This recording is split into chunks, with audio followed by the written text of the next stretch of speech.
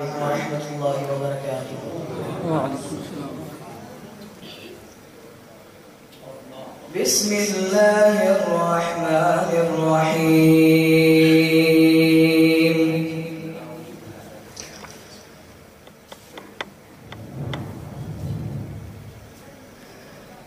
الرحمن علم القرآن خلق الإنسان علمه البيان الشمس والقمر بحسبان والنجم والشجر يسجدان والسماء رفعها ووضع الميزان الله تطغوا في الميزان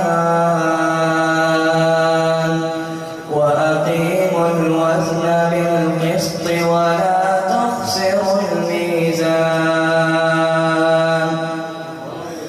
والأرض وضعها للأنام فيها فاكهة والنخل ذات الأكمام والحب ذو العصف والريحان فبأي آلاء ربكما تكذبان خلق الإنسان من صلصال كالفخار وخلق الجان من مارج من نار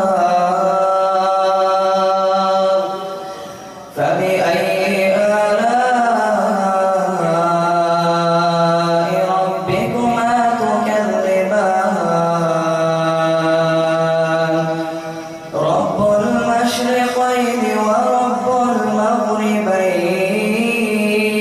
المغربين فبأي آلاء ربكما تكذبان مرج البحرين يلتقيان بينهما برزخ لا يبغيان فبأي